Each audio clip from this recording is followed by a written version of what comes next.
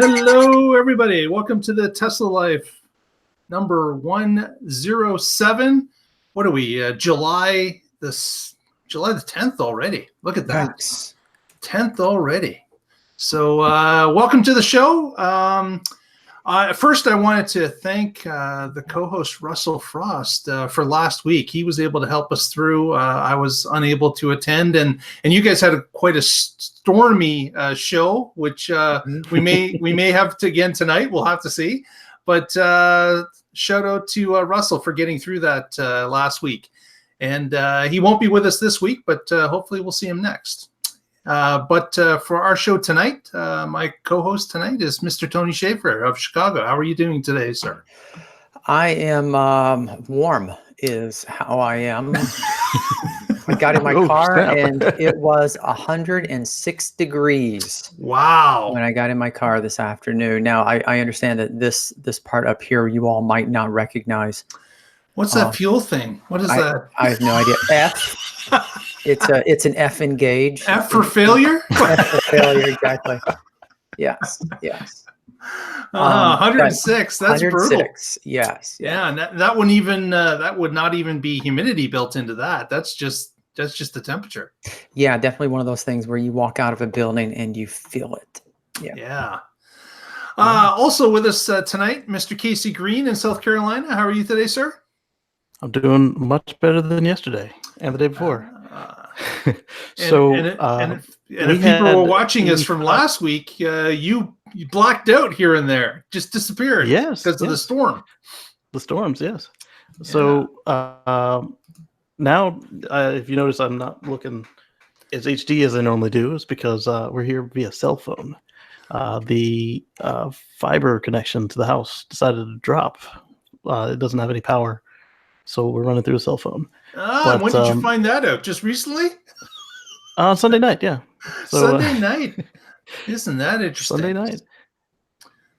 So on Monday, go ahead.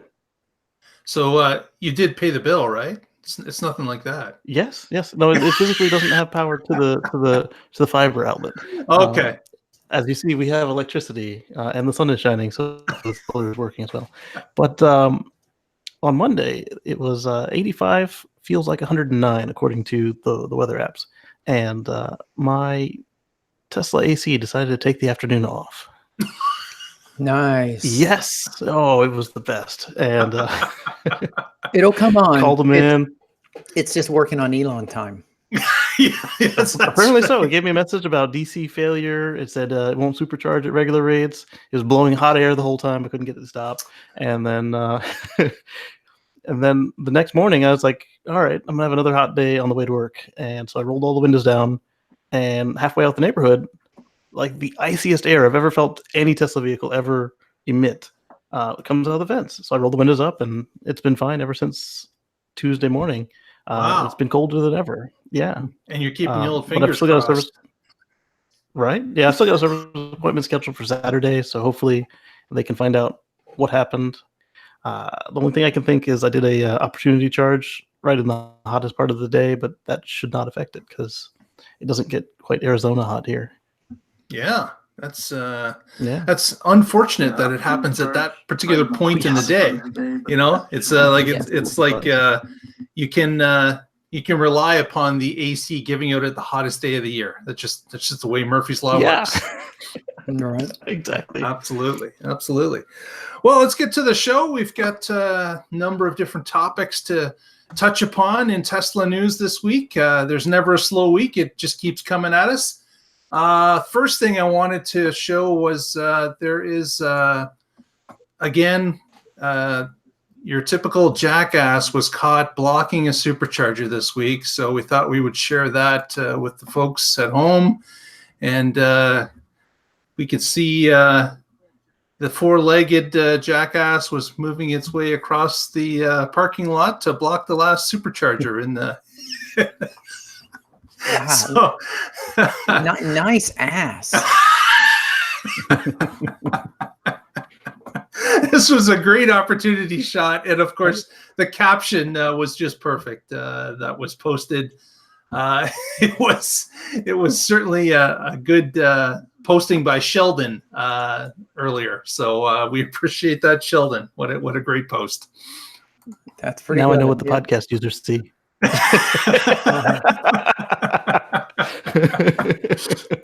Yes, indeed. So So that was our. I'm guessing there was for context, I'm guessing there was a horse or mule. We had a donkey crossing the parking lot. Yep.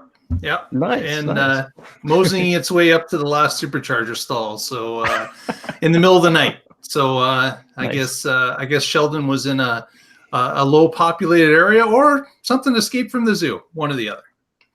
Yeah, I would have to say if there were a series of words I wouldn't put in the same sentence, it would be donkey supercharger, middle of the night. Tony, that's our show title now. How are we going to get by with that?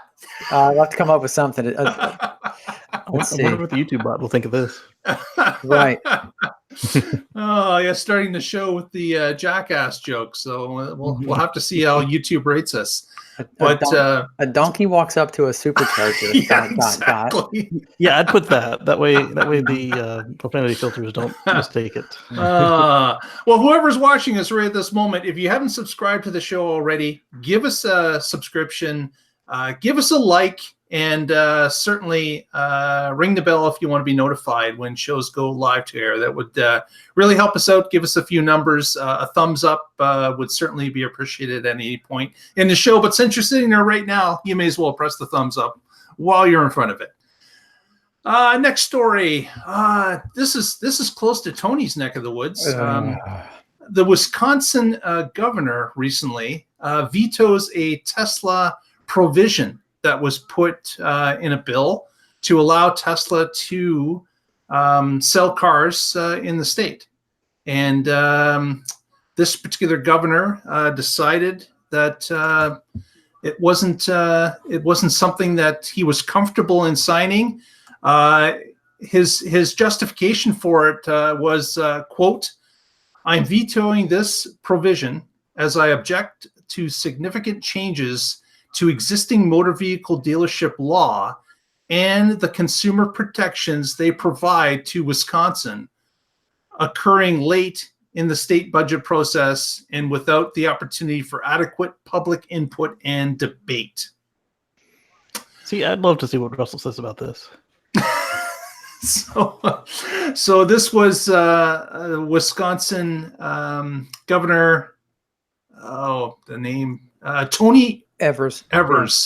Yes, who ended up stopping that particular provision. And again, he just kind of waited on. There's been no opportunity for debate because there's been inadequate time to do that. But it's just kind of funny that he notes the consumer protections which they provide. And it's like this whole dealership law was constructed to protect the dealerships from the companies that they buy product from, not from someone like Tesla who's just selling the product direct to consumers. So kind of sad, but the fight goes on. As I believe talked about in last show, there's 11 or 12 states that are blocking it at this time, that don't even allow the sale, and it's kind of sad, but that's the current state of affairs, and the battles will continue as they have been, and actually we've got another story at the end of the show about a battle that's ongoing as well. So now let me step in here real quick. I've been Googling real fast to try to find this, but as far back as 2017, Wisconsin has been debating whether or not to allow direct sales from Tesla. When Governor Evers says he wants to provide the opportunity for adequate public input and debate, it's been 2 years that this has been kicked around. So I have no idea where he's getting the idea that no one has had the opportunity to talk about this or debate this, because the public has spoken, and the public has very loudly in the state of Wisconsin said, we want direct sales. We don't want to have to go to these dealers. Somebody got to him at the very last minute, gave him a lot of money, probably And it's crazy to think that he would even throw something out. I mean, the text that he's quoted as saying is boilerplate, dealership union, whatever, lobby stuff, whatever. It's total bullshit. This is your jackass. It's even worse than that.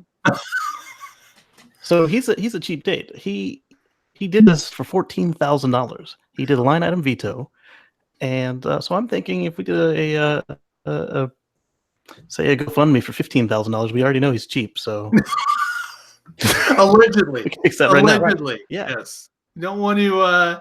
It's not allegedly. It's in the records. He took $14,000 from the dealer lobbies, and all of a sudden, it's too soon for public discourse and et cetera, blah blah blah. That could have been just the top up, though, Kacey. That it may not have been just the only, but again, we don't know. We can top him up for $15,000. Yeah, and that's it is, and in this article and in many other articles, it does show how this part of the bill had bipartisan support, had public support. It had breezed through both chambers of the state legislature. And then he line item vetoed it, which hopefully means they can hopefully send it back and they can override the veto. Yeah, hopefully. Well, the battle will continue. We'll see. We'll see what happens as time goes along, and we'll continue reporting on Wisconsin's plight to get a Tesla dealership to sell direct. We will see. Next story. There was obviously with the large amount of Teslas sold in June and of course last quarter, there was a story from Inside EVs that at this point now 68% of all plugins sold in the US in June were Tesla models. So is that really relevant to this show? just a little bit. Just a little bit. All right. I thought I'd throw that in. Okay. What do you think of the other show? But again, it's unbelievable demand that 68% of every plug-in sold was a Tesla in the US in the month of June. So that's a tremendous amount considering again, that only leaves 32% of the market for all the remaining manufacturers and sold vehicles. So it's again, stunning amount. Inside EVs, obviously, they have a guesstimator of sales through the month since Tesla only reports on quarters. But they had indicated that the Model 3 in just the month of June sold 21,225. That's basically up 260%. Model X 2725 up 7%, and Model S 1750 down 36%. So Model S was the only loser, and quite a bit down from. See, I told you there's no demand. See, I've been saying it for years. So interesting numbers. And again, Inside EVs, pretty well. They hit the mark on a consistent basis. They're not always on the mark, but they continually update their model and are the closest by far. Yeah, they put a lot of effort into this to make sure it's accurate.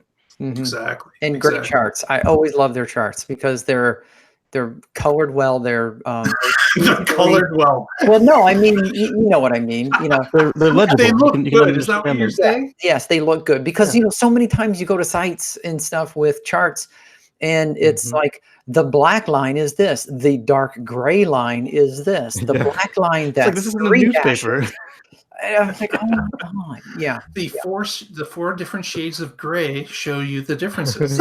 Yes, exactly. That's what I meant by color. They're very easy to read. Yeah. Exactly. Well, it seems we report on this gentleman every time we do a podcast. Mr. Born Nyland again makes the news, and this time he's decided to break the 24-hour electric car distance record. So Bjorn got on the road and performed a 2,781 kilometer journey within 24 hours, including charging. And drove around, broke the record. The previous record was 2,644 kilometers. That was held by Austrian team. And Bjorn by himself goes out and smashes the record with 2,781. And well, not quite by himself. He certainly had help. He had a couple people had joined him, and of course, he made a video of it. And he was staying at high speeds in between stops that averaged about 115 kilometers per hour, or 72 miles an hour over the entire 24-hour period. So he was traveling pretty good. Which, of course, we talked about previously about him mapping out the most ideal way to charge and then drive at a sustained speed to speed up the charging and continue the journey. So he used that information in this record attempt and was able to break the record with that plan. Yeah, and what's amazing about this is he did it doing almost entirely the exact opposite of what the previous team did. They had a closed course. They traveled at low speeds. They set autopilot, and then they got out of the car, and the car was just following around the oval track, following the paint until it did not proceed anymore. And Bjorn goes the opposite. He's going high speeds on the public roadway and driving.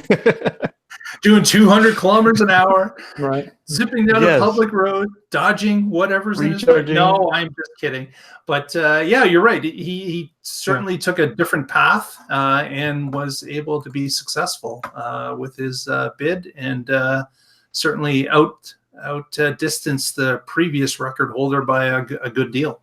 Yeah, and that is what makes this more impressive, the fact he was on actual roads and at multiple superchargers and stuff. So kudos. And then JT24 has a new show title, Bjorn to be Wild. Excellent, JT. Very good. Very good. If anyone likes JT's, I just want to see if anyone likes JT's title, chime in on it. We'll be taking titles all through the show time here in the chat room. If you're watching this show taped or you've come to us at a different time, if you watch live, you can join our chat room in the YouTube channel, and there's quite a few people that chime in and interact with the show. So please feel free to do that. Certainly you can watch us anytime, but that's an extra bonus for watching us live on a Wednesday night. And whether you're watching live or after the fact, make sure you click the thumbs up and give us a good review. Yes, any review is nice, but a good review is the best. If you like the show, type good things, and if you don't like the show, type bad things. Just leave out the negative words. or go to another channel and type in bad things there. Right. Just leave us with a good comment. Just a comment. Yeah. So I did the numbers, and that's 137 kilometers difference. So you can't say that is the range bump that we got on the Model 3s through software updates. So it's even better. Okay. So the calculations prove that. Yeah. Very good. Very good. So not only was he driving more aggressive, he achieved a greater increase than the update allowed. So that's quite a feat. Yep. So I hesitate to think as to how Bjorn will make the news next week. But if anyone's got any thoughts on that, they can put that in the chat room as well. Who knows how he's going to enter the news next week? He'll cosmetically damage his news on ice, just like everything else. Exactly. Yeah. MC Hammer will have another smashed front end or something. Who knows? At least it's all been cosmetic so far. Exactly. That's exactly. Knock on wood. And I haven't heard about him taking MC Hammer off onto that 4-way off-road course yet. So we don't. Hopefully, he thinks more of that than the Model X incident. Yeah, exactly. Well, certainly to our American viewers, and of course Tony and Kacey, we wanted to wish everyone a belated July 4th. And in honor of that, we had a few people that were out with their cars and made this nice piece of art in a parking lot. See if we can get that shared here. So we've got the Stars and Stripes made out of a number of different Teslas, white, red, and of course blue. But inventive thinking, not quite to scale, but it's still a nice arrangement. And there was a second one. Now, this was tough to see the first time I looked at it, but you can see they did spell out USA with cars. So very cool.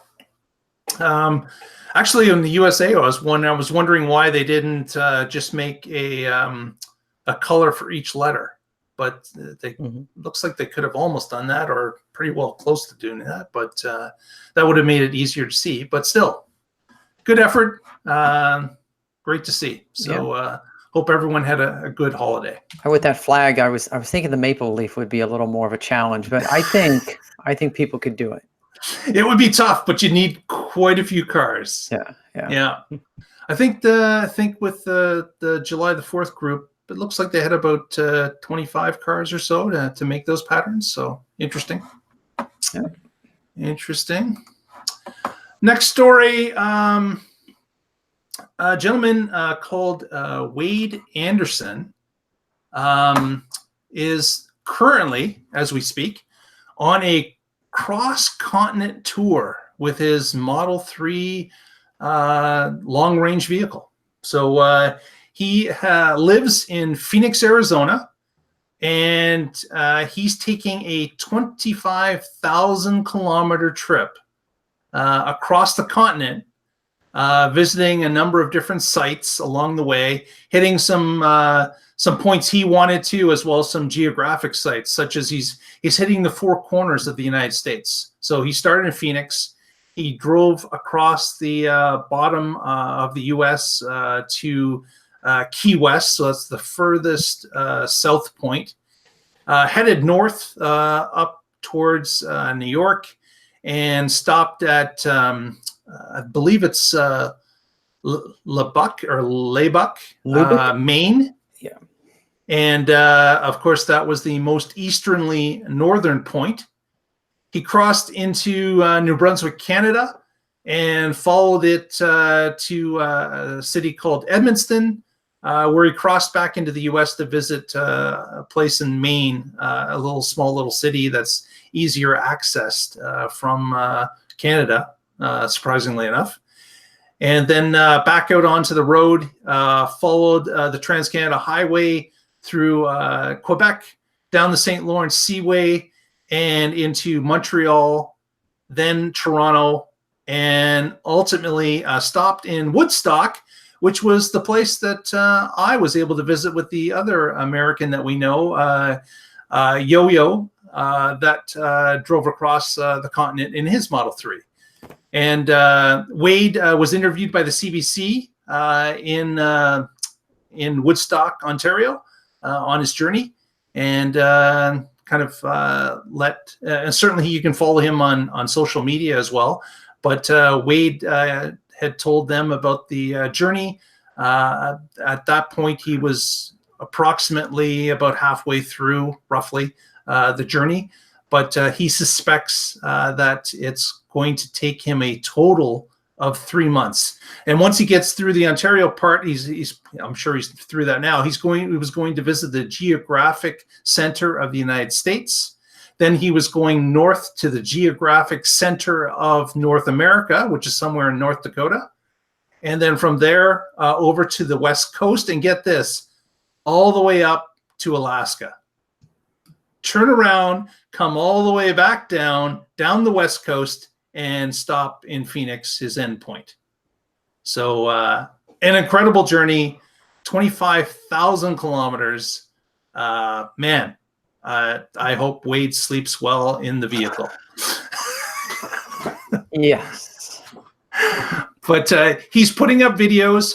If you search Wade Anderson or Tesla Social, You can find him on YouTube. He is posting throughout the journey, putting up videos of the, a couple days before when he posts, and you can follow it in little snippets throughout the journey. I've been watching it, and it's been very entertaining, of the different people he meets and the different areas he visits.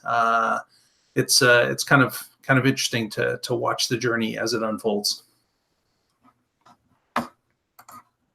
Okay. So if that had been a fossil car, he would have gone through at least 3 oil changes. Yeah, exactly. I think he's going to have to do a number of maybe a tire rotation here and there as well, right? Yeah. Because that's a tremendous amount of traveling. But yeah, interesting. Next, Kacey's got a story about Rich Rebuilds. Yes. So Mr. Rich Rebuilds was riding the road, and then Dolores, his rebuilt 2012 bus that was flooded, and he salvaged it and rehabbed it, brought it back to life. It failed to proceed, and he was wondering why. And went out that rats had decided to eat his car.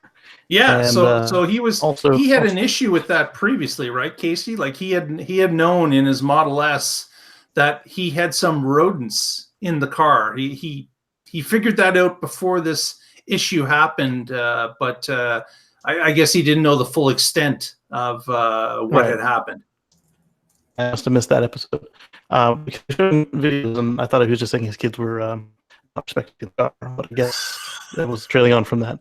And and then we also got to see how some of the older Tesla fuses worked, because he fused the main fuse, and we got to see how that worked, which was quite interesting. It basically looked like copper postage stamps, and so the little fingers that hold the stamps together are the same situation. They were holding the copper plates, and then as the fingers broke, they got to be too much for the remaining, and they melted and broke the fuse.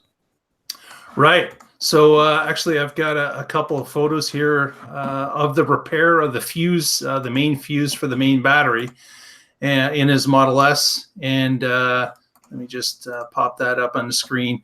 Here is the actual fuse unit. This is the fuse. It's a ceramic material surrounded on the inside with sand, and the little fuse needles that Kacey spoke about, and I have another photo of it to show that. But this actual unit was the fault, had to be pulled and replaced. And of course, the Rich Rebuilds video, they go through the details of them moving from one piece to another.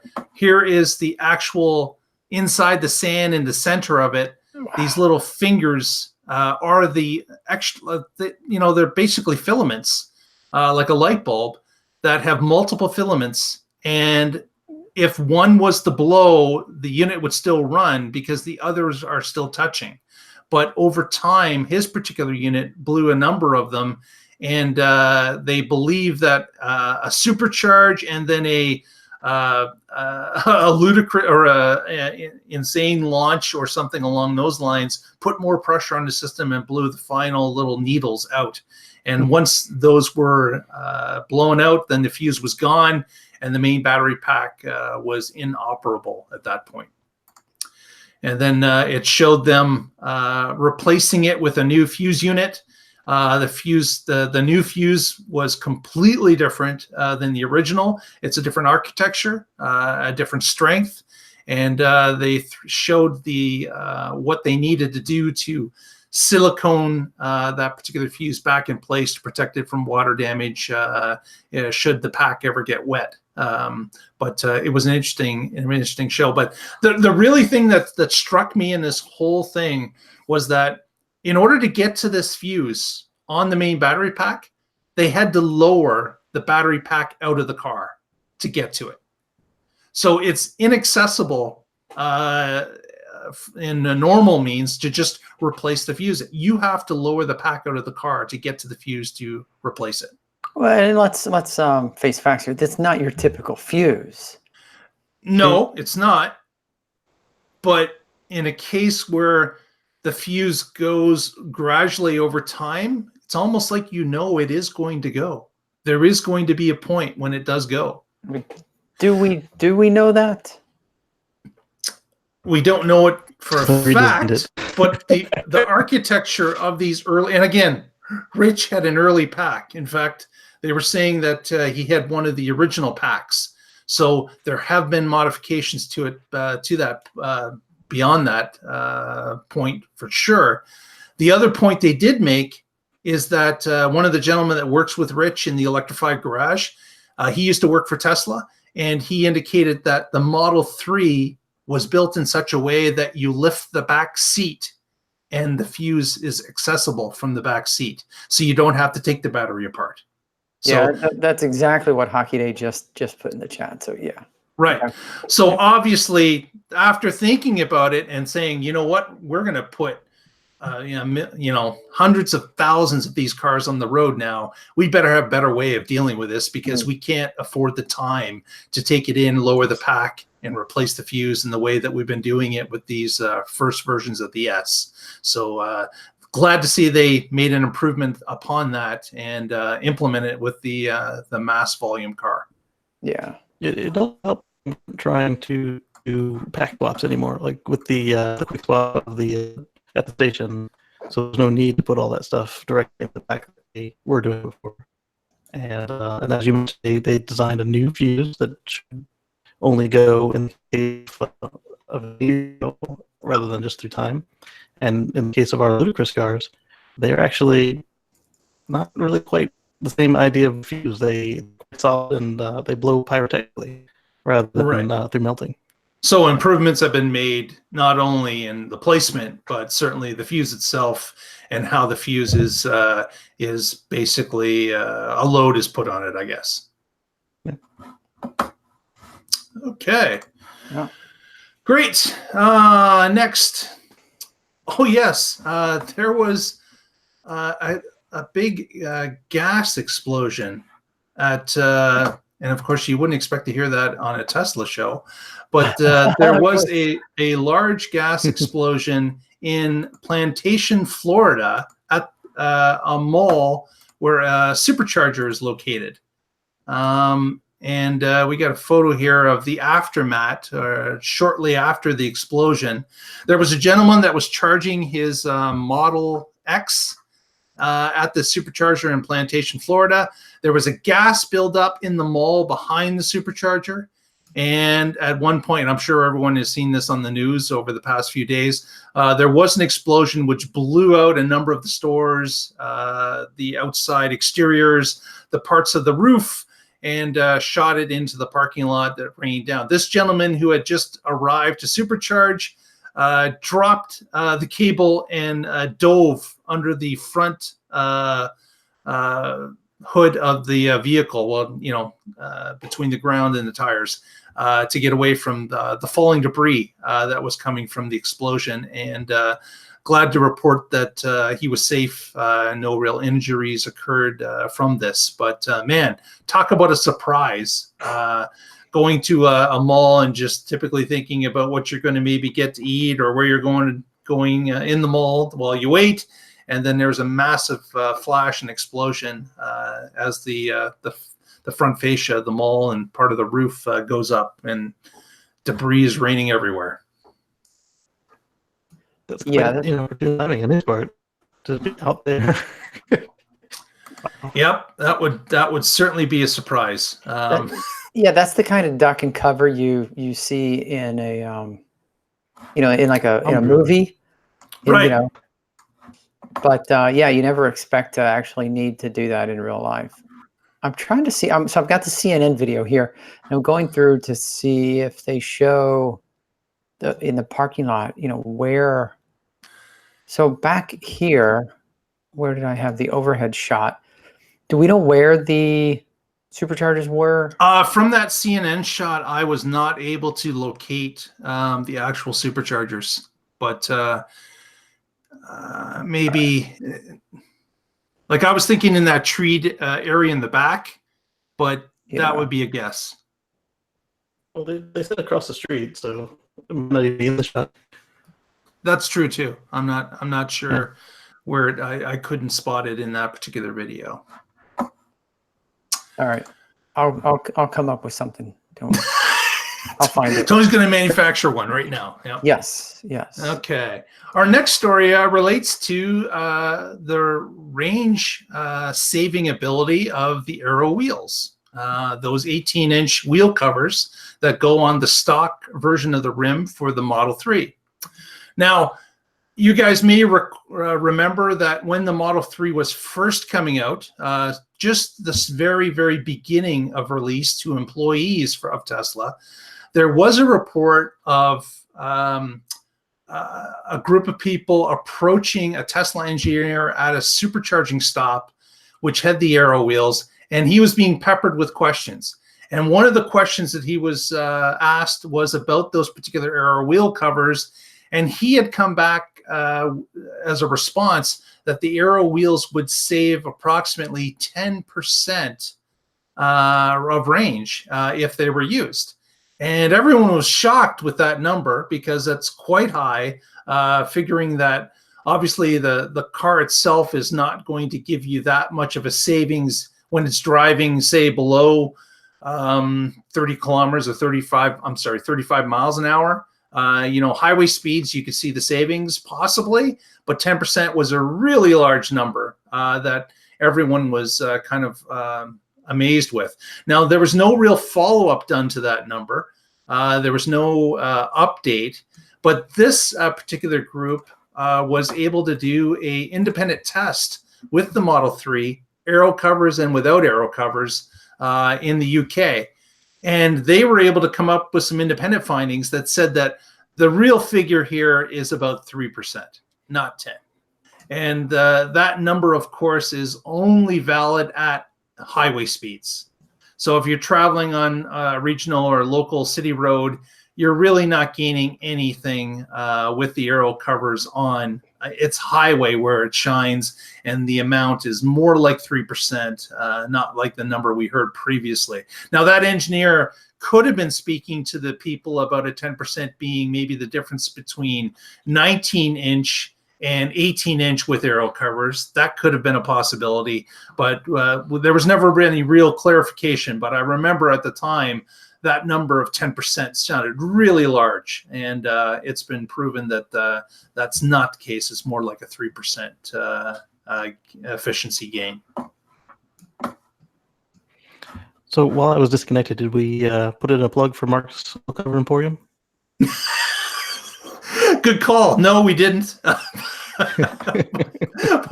excellent segue. Yes. So as you can see, we've got 8 of them on the wall, and we're looking for 12. So if you find one in the woods somewhere, side of the road, feel free to send it to us by mail, and we'll get it marked on the wall, hanging with your name on it or something. There we go. There's a Patreon challenge. You can get your name on a wheel cover. Get your name on a wheel cover on Mark's wall. Exactly. Next story. Elon was being peppered, of course, on Twitter, which he always is whenever he pops on at any point, day or night. And he was prompted with the question about when is the Model S going to be refreshed. And Elon decided to respond back, indicating that the Model S and X, there is no refresh coming. Instead, what he indicated was that there was going to be gradual updates to both vehicles, and they would, over time, gain different little bits that would make them better. But he indicated that there is no refresh coming at this time.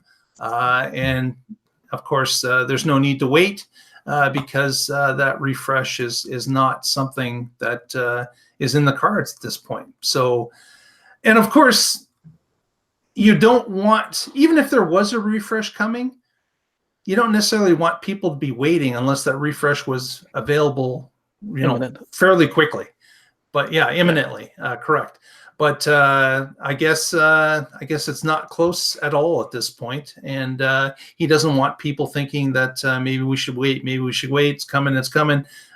He'd rather you buy the car now and use the car. Of course, the upgrades that they're rolling in, like the recent motor upgrade, suspension upgrade, things of that nature. They're going to continue to add other little bits and pieces as time goes along, because Tesla, unlike a traditional manufacturer, they don't stick to model years. They throw a particular upgrade or modification in when it's ready and when they're able to.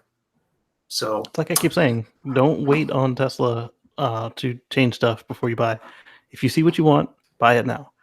So exactly. Like my car, it's got the perforated, ventilated front seats, and it's got the perforated rear seats, but they're not ventilated. If I had waited another month, then I would have not been able to get the air conditioned seats again. And had I bought earlier, same deal. So if you wait for the price to go up, it'll go up. It might go down. Exactly. If it go down, it may go up, or they discontinue what you're waiting on. So. Yep, it never ends. So if you find what you want and you can afford it at that time, pull the trigger, because tomorrow it may change. Absolutely correct. Our next story. Go ahead, Kacey. Oh, so I was going to say, when they first came out with the Raven update, that's what I had started calling the refresh, because it gave you a large boost in range. It changed out the suspension. It changed out the motors. And I was like, well, this is probably what people are talking about as a refresh. All that other stuff, it may happen, it may not, and it'll probably get folded in, kind of like the D did and the Autopilot did. The Autopilot 1.0, they just kind of crept in there. And the good thing is, because it's always in flux, it's not going to hurt you as bad as the way they do these step changes at the fossil cars, where every year something happens. So right. While we're here, if this is the first time you've watched this show and you haven't subscribed already, press that subscribe button. Give us a like. Give us a thumbs up. That gets us in front of other people, new people all the time. So we would really appreciate that. If you're subscribed and you want to know when the show starts, because you're interested in getting into the chat room where we've got many people sitting in right now and chatting it up, click that little bell, and that'll give you notification alerts as soon as the show goes live to air, so you can join us right in the middle. But be sure to subscribe, give us a thumbs up, and we would really appreciate it.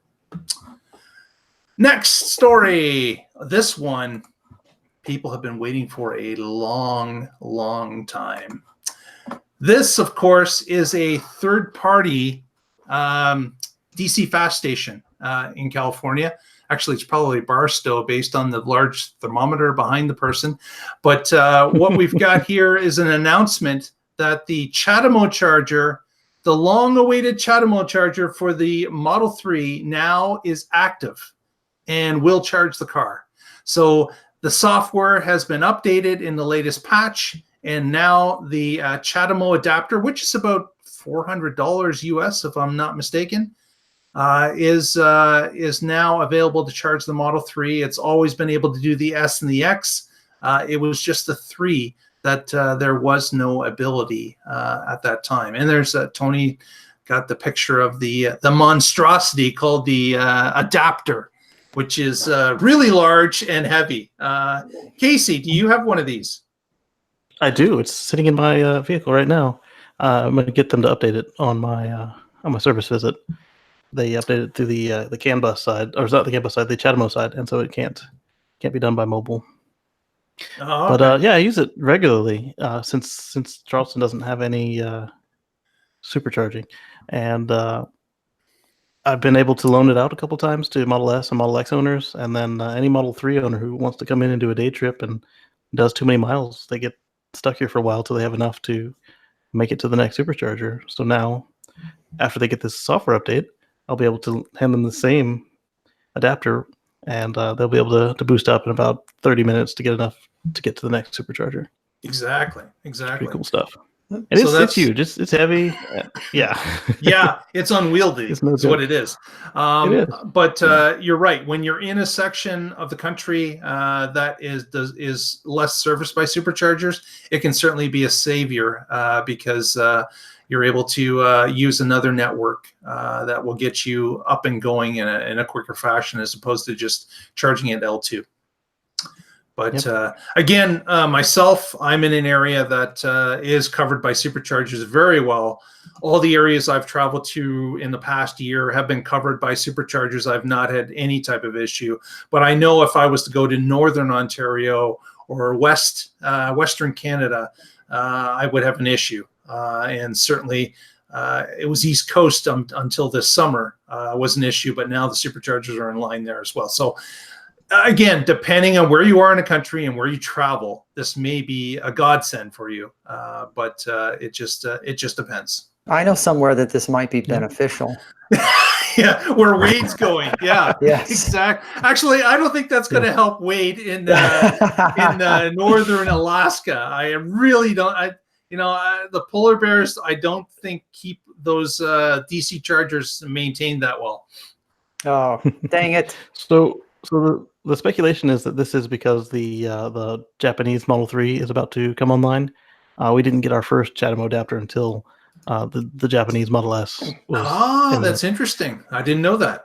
Yeah, you can't throw a rock without hitting a CHAdeMO adapter or CHAdeMO station over there. Right.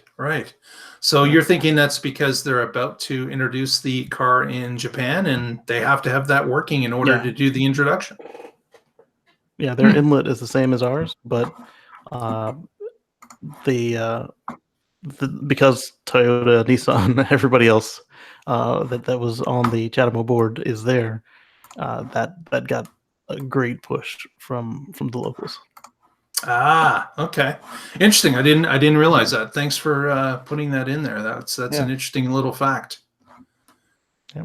Okay, next story we've got is another play on the dealerships again. This time, Connecticut.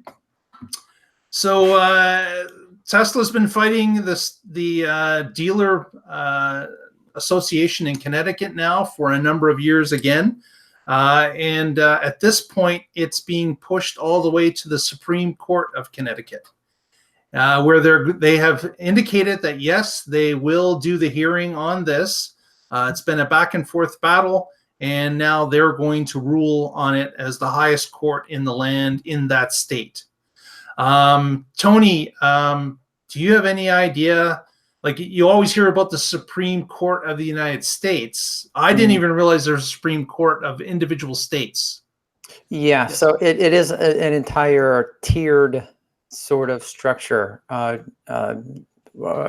judiciously, I guess. Here, you have your small local courts, and then you can kick it up to more regional courts, and then you can appeal, and you can go up to state Supreme Courts. There's district federal courts, and they can kick it up eventually to the federal Supreme Court. It's an entire series of, if you don't get the result that you want, you can try to appeal to a higher court to override the lower court, but it's usually intentional. It's actually at the discretion of the court whether or not to actually hear the case.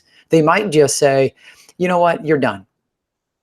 Right. In which case you're done. Or they might say, yeah, that's an interesting thing, and maybe we should take another look at that. And then you just kind of work your way up the ladder. Right. So even would you say that even if Tesla was to win in the Supreme Court of Connecticut, is there the ability to battle it higher and go to a federal type thing, even though it's a thing that's happening in a particular state? Yes, and that would be a federal district court. Okay. So the battle continues. It's been going on for years, and for all we know, it could continue to go on for years. But what I would say is that if you live in Connecticut, join your local EV association and try to fight this stuff. Like, get together as a group, voice your opinion to your representatives, and you could end a lot of this if a significant number of you can get together and have your voice heard. We've seen this type of thing happen in Texas. We've seen it happen in other states. where a larger group of EV owners have been able to sway the decision. And the reason they're able to do that is because of volume and number of people. So join your local EV association, get to know those people, and see if you can get something to be tabled if you're in a state that is discriminating against Tesla direct sales. Yeah, I just put up here. Virginia was successful just last month. Right. Yeah.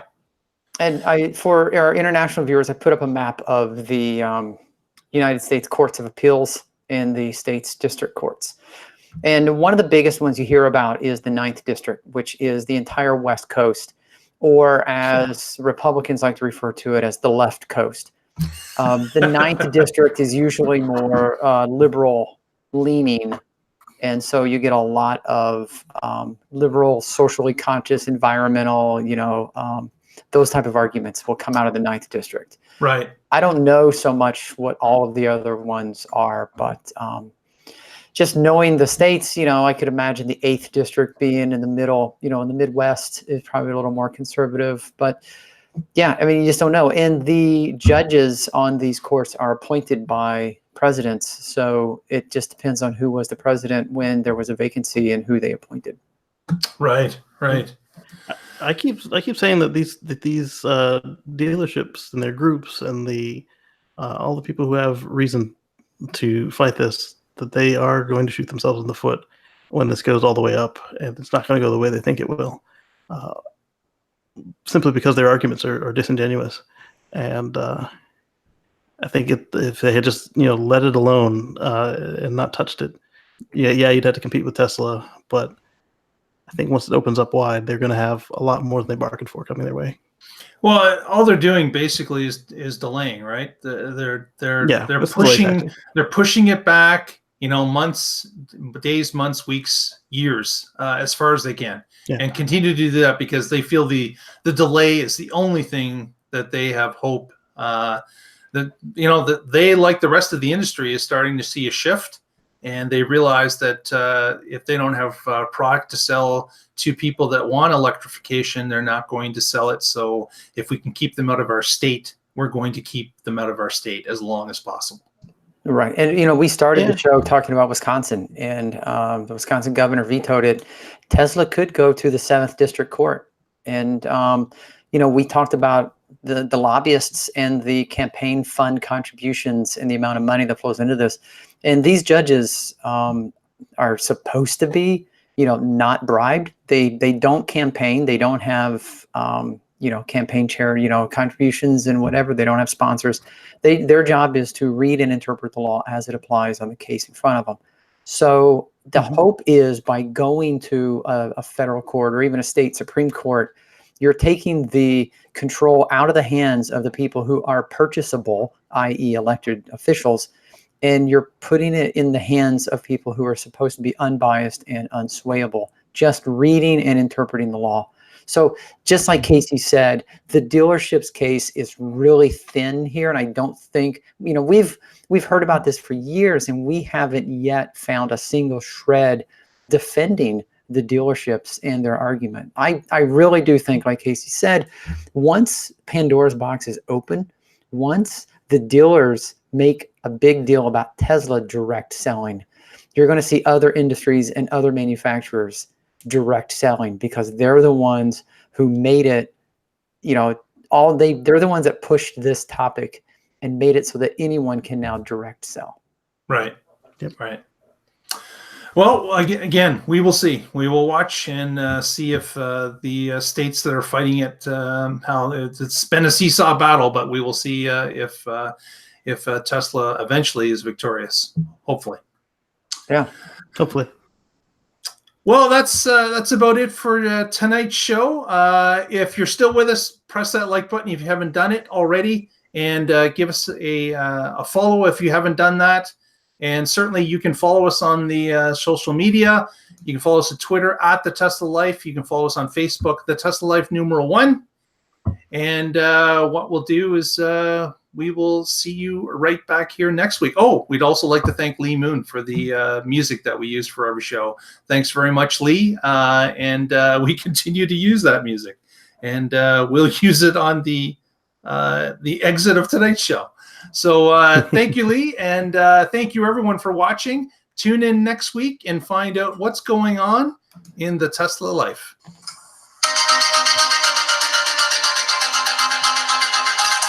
Good night, everybody. Have yourselves a good week. See ya.